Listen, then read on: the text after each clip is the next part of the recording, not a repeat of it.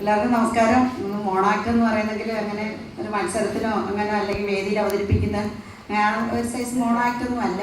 എൻ്റെ ഭാവനയെ ഞാൻ തന്നെ എഴുതി എൻ്റെ ഭാവന തോന്നിയ ഒരു ചെറിയ ഏകാഭിനയാണ്. എവിടെയെങ്കിലും ആർക്കെങ്കിലും എന്തെങ്കിലും എൻ്റെ ഈ മോണാക്ട് കണ്ട് ആർക്കെങ്കിലും ഒരു നല്ല ഇത് തോന്നട്ടെ എന്ന് വിചാരിച്ച് ഞാൻ ചെയ്യുകയാണ്. അപ്പോൾ അതൊരു വലിയ ഇതൊന്നുമില്ല, ചില തെറ്റുകുറ്റങ്ങളൊക്കെ പറ്റാം, ക്ഷമിക്കണം. ഇപ്പം വേദിയിലും സദസ്സിലും ഇരിക്കുന്ന എല്ലാവർക്കും എൻ്റെ ബഹുമാനം. നമ്മുടെ കൊല്ലക്കാരുടെ അഹങ്കാരവും അലങ്കാരവുമായ കലാഗ്രാമത്തിൻ്റെ ഓണ പ്രോഗ്രാമിന് എത്തിയിരിക്കുന്ന നിങ്ങൾക്ക് ഏവർക്കും എൻ്റെ ഹൃദയം നിറഞ്ഞ സ്വാഗതം. അപ്പോഴേ നമുക്ക് ഈ ഓണപരിപാടികൾ തുടങ്ങാം. അതിന് മുമ്പ് വേദിയിലേക്ക് ഒരു കൊച്ചുകുട്ടി ഒരു ഈശ്വര പ്രാർത്ഥന ചൊല്ലാനായിട്ട് ആരും വന്നു. മോളെ ഇനി മോളെ ഒരു ഈശ്വര പ്രാർത്ഥന നമ്മുടെ പ്രോഗ്രാം ഒന്ന് തുടങ്ങാൻ വേണ്ടിയാണ്. മോളെ സമയമില്ല, കണ്ട എനിക്ക് പ്രോഗ്രാമൊക്കെ ഒരുപാടുണ്ട്. മോനെ മൈക്കൊന്ന് പോവില്ല, പ്രോഗ്രാമൊക്കെ ഒരുപാടുണ്ട്, തുടങ്ങാനുണ്ട്. നമുക്ക് ടെലിഫിലിം പ്രദർശനമൊക്കെ ഉണ്ട്, തുടങ്ങാം. വാ മോളെ, ചെല്ലു മോളെ, അവർ വിളിക്കുന്നതല്ലേ, ചെല്ല്. ഒന്ന് ചുമ്മാ എന്നെ കൊണ്ട് പറ്റത്തില്ലെന്ന് പറഞ്ഞില്ലേ മോളെ. എല്ലാവരും നോക്കുന്നു, നമ്മളിവിടെ ഓണം പ്രോഗ്രാം എന്ന് പറഞ്ഞ് നമ്മൾ വഴിയെ പോയ ഇവിടെ നമ്മൾ ഈ ശബ്ദമൊക്കെ കേട്ട് നമ്മളിവിടെ കയറിയതാണ്. അവരെ ഭക്ഷണവും കഴിച്ച് നമ്മളിത് അവർ വിളിക്കുന്നത് ചെന്നില്ലെങ്കിൽ എനിക്ക് പറ്റത്തില്ലെന്ന് പറഞ്ഞില്ലേ മോളെ. ചെല്ലു മോളെ, വാ മോളെ, വാ കയറി വാ.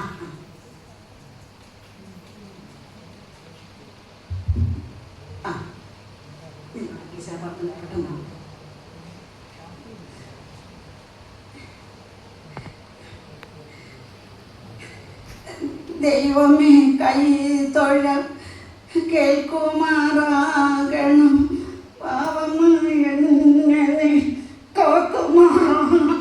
എനിക്ക് വയ്യ, എനിക്ക് വീട്ടിൽ പോണം. മോളെ എന്ത് പറ്റി? അയ്യോ, എൻ്റെ ആൾക്കാരൊക്കെ ഇരിക്കുന്നു. നമ്മുടെ സീരിയൽ ആർട്ടിസ്റ്റ് ഉണ്ട്, നമ്മുടെ കലാഗ്രാമത്തിലെ സംഘാടകരൊക്കെ ഉണ്ടല്ലേ, ഒന്ന് നടക്കട. അതിന് വിളിച്ച് കയറ്റിയായിരിക്കും മോളെ പ്രശ്നം. എനിക്ക് പറ്റില്ലെന്ന് പറഞ്ഞില്ലേ, എന്തിനാണ് വിളിച്ചിട്ട്? ഞാൻ അവിടെ ഇരുന്നതല്ലേ. എനിക്ക് വീട്ടിൽ പോണം, മോളെ. അവരെല്ലാം നോക്കുന്നു മോളെ. മോളെ പെട്ടെന്ന് മോളെ രണ്ടുപേരും പാടി. എന്നെ കൊണ്ട് പറ്റില്ല, എനിക്ക് വീട്ടിൽ പോണം, എനിക്ക് വീട്ടിൽ പോണം.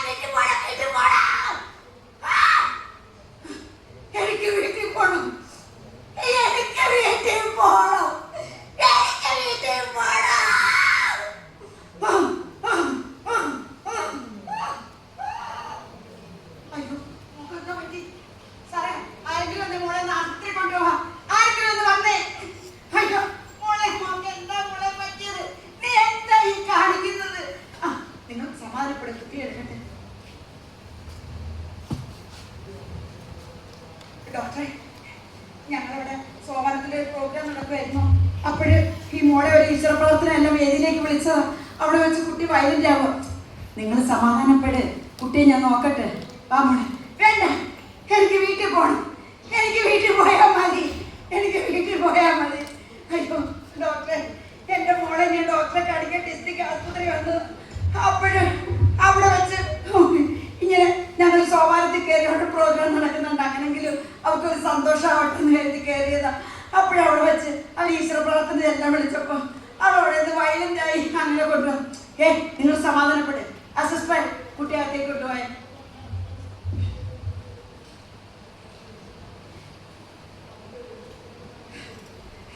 എന്താ ഡോക്ടറെ എൻ്റെ മോൾക്ക് പറ്റിയത്? എന്താ ഡോക്ടറെ? കുട്ടിക്കൊന്നും പറ്റിയിട്ടില്ല. കുട്ടിക്ക് അസുഖങ്ങളൊന്നുമില്ല. കുട്ടി എന്തെങ്കിലും വീട്ടിൽ കഴിക്കാറുണ്ടായിരുന്നു? എന്തോ കഴിക്കാറുണ്ടായിരുന്നു? ഇല്ല. എന്തെങ്കിലും മയക്കുമരുന്ന് പോലുള്ള? അയ്യോ ഇല്ല, എൻ്റെ മോൾ അങ്ങനെയൊന്നും കഴിക്കാറില്ല. എൻ്റെ വീട്ടിൻ്റെ തൊട്ട് മുറ്റത്തുള്ള സ്കൂളിലാണ് എൻ്റെ മോള് പോകാറുള്ളത്. അധികം കൂട്ടുകാരില്ല, ഒന്നുമില്ല. ബെല്ലടിക്കാൻ സമയത്തിനാണ് സ്കൂളിൽ പോകുന്നത്. സ്കൂൾ വിട്ടാലുണ്ട് അവൾ വീട്ടിൽ വരും. വീട്ടിൽ വന്ന് മുറിക്കാൻ കയറി പഠിക്കുന്നതല്ലാതെ അവൾക്ക് അങ്ങനെ ഒരു കൂട്ടുകാരോ ഒരു വക മേടിച്ച് കഴിക്കാറോ ഇല്ല. ഞങ്ങൾ അതിന് പൈസ കൊടുത്തു വിടാൻ ഇല്ലല്ലോ സാറേ. എടി ശ്യാമളെ, എന്തുവാണ് ഞാൻ കേൾക്കുന്നത്? ഞാൻ റോട്ടിൽ നിന്ന് പറഞ്ഞ് എൻ്റെ മോളെ ആശുപത്രി കൊണ്ടുവന്ന് എന്താ സംഭവിച്ചു?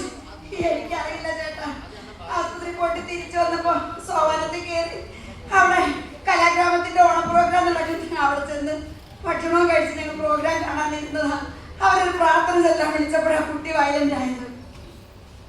ശിവ ശിവ, ഞാൻ എന്തായി കേക്കണേ? കവലയിൽ നിന്നപ്പോ അറിഞ്ഞു കുട്ടിയെ കൊണ്ട് ആസ്പത്രിയോട്ട് പറ്റിയത്.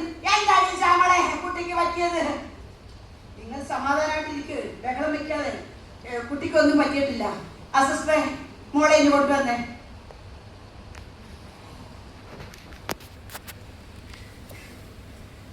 മോളെ, എന്താ സംഭവം ഞങ്ങളോട് പറഞ്ഞതുപോലെ മോള് അച്ഛൻ്റെ അമ്മയുടെ അടുത്ത് പറയുന്നേ. അല്ലെങ്കിൽ ഇതേ ഞങ്ങള് വേറെ ചികിത്സ തുടങ്ങും, മോളെ മറ്റ് പലയിടത്തും കൊണ്ടുപോയി കേണ്ടി വരും. ഇതാകുമ്പം നമ്മൾ ഇത്രയും പേരെ അറിയത്തുള്ളൂ. എന്താ മോക്ക് സംഭവിച്ചെന്ന് പറ. അത്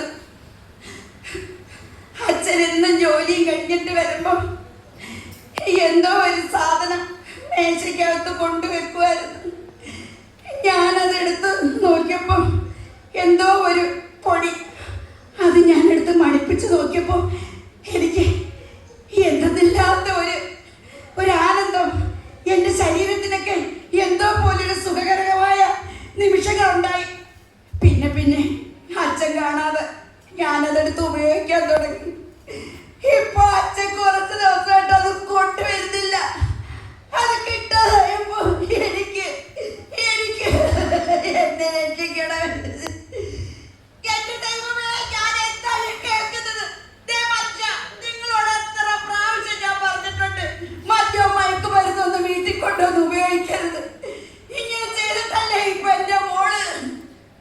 ശിവ ശിവ, ഞാൻ എന്തായി കേൾക്കണത്?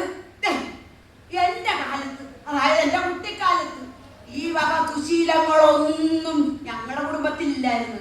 പിന്നെ ഞാൻ വല്ലപ്പോഴും ഒന്ന് മുറുക്കും, 4 കുട്ടിയുള്ളൊരു മുറുക്കും. പിന്നെ അത് കഴിഞ്ഞിട്ട് ഇടയ്ക്കിടയ്ക്ക് കുറച്ച് മൂക്കിപ്പൊടി വലിക്കും. പിന്നെ ഇടയ്ക്ക് ഒരു അസ്വസ്ഥതയൊക്കെ വരുമ്പോൾ 2 ചുരുട്ട് വലിക്കും. പിന്നെ അല്പം പെണ്ണാടൻ ചാരം. അല്ലാതെ ഇപ്പോഴത്തെ ഈ തലമുറ ഉപയോഗിക്കുന്ന ഒരു സാധനവും ഞാനിതുവരെ ഉപയോഗിച്ചിട്ടില്ല. അച്ഛൻ ഉപയോഗിച്ച ഈ സാധനങ്ങൾ തന്നെയാണ് ഇപ്പോൾ ഉള്ള തലമുറയെ ഉപയോഗിക്കുന്നത്. അച്ഛൻ പറഞ്ഞില്ലേ അച്ഛൻ 4 കൂട്ടി മുറുക്കുമെന്ന്. ഇപ്പോഴത്തെ തലമുറ അത് കുറച്ചും കൂടെ ലഹരിയുള്ള പാൻപരാഗമുള്ള ഉൽപ്പന്നങ്ങൾ ഉപയോഗിക്കുന്നു. പിന്നെ അച്ഛൻ പറഞ്ഞു മൂക്കിപ്പൊടി വലിക്കുമെന്ന്. മൂക്കിപ്പൊടിക്ക് പകരം അവർ ലഹരിയുള്ള മറ്റു പദാർത്ഥങ്ങൾ മൂക്കി വലിക്കുന്നു. പിന്നെ പറഞ്ഞു കാജാ ബീഡി വലിക്കുമെന്ന്. ആ കാജാ ബീഡിക്ക് പകരം അവരിപ്പോൾ കഞ്ചാവ് വലിക്കുന്നു. പിന്നെ നാടൻ ചാരായം, അത് വില കൂടിയ മദ്യങ്ങൾ കഴിക്കുന്നു. അച്ഛൻ ചെയ്തത് തന്നെയാണ് ഇപ്പോഴത്തെ പുതിയ തലമുറകളും ചെയ്യുന്നത്. ശിവ ശിവ, ഞാൻ എന്തായി കേൾക്കണേ? ഇപ്പൊ ഞാൻ ശപഥം ചെയ്യുന്നു, എന്റെ കുടുംബത്തിന് വേണ്ടി, എന്റെ കൊച്ചുമോളുടെ ഭാവിക്ക് വേണ്ടി ഇന്നുകൊണ്ട് ഞാൻ ഈ ഉപയോഗങ്ങൾ മൊത്തം നിർത്തി. ഡോക്ടറെ, എന്റെ കുടുംബത്തിന് വേണ്ടി, എന്റെ ഈ മക്കളുടെ ഈ അവസ്ഥ കണ്ട് ഇനി മുതൽ ഈ മദ്യം മയക്കുമരുന്നും എന്റെ വീട്ടിൽ ഞാൻ കേട്ടില്ല. നമ്മള് ആദ്യം നമ്മുടെ കുടുംബമാണ് നന്നാക്കേണ്ടത്, പിന്നെ സമൂഹം, പിന്നെ നാട്. അങ്ങനെ കുടുംബം നന്നായാലേ നല്ലൊരു നാടുണ്ടാവും. നല്ലൊരു നാടുണ്ടായാലേ നല്ലൊരു സമൂഹം ഉണ്ടാവും. നല്ലൊരു സമൂഹം ഉണ്ടായാലേ നാളത്തെ തലമുറകളെ വാർത്തെടുക്കാൻ പറ്റൂ. അതുകൊണ്ട് നമുക്കെല്ലാവർക്കും ഒന്നായി നമുക്ക് തീരുമാനമെടുക്കാം. മദ്യവും മയക്കുമരുന്നും ഉപേക്ഷിച്ചുകൊണ്ട് നല്ലൊരു കേരളം പടുത്തുയർത്താം. നന്ദി, നമസ്കാരം.